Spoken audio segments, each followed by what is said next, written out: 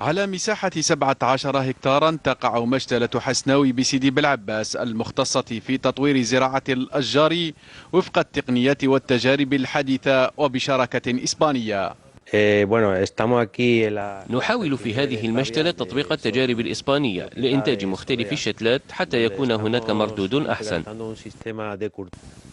4 ملايين شجيرة من مختلف الأصناف هي طاقة إنتاج المشتلة التي تم إنتاجها حسب نوعية التربة والمياه.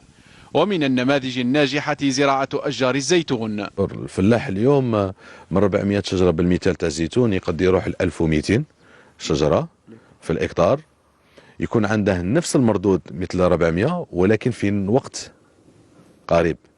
يبدأ الإنتاج تاعه في العام الثالث. الحل الشامل هو شعار مؤسسة حسناوي للفلاحة التي تعمل على متابعة زراعة الأشجار بكل مراحلها بهدف مساعدة الفلاحين وإعطاء دفع قوي للإنتاج.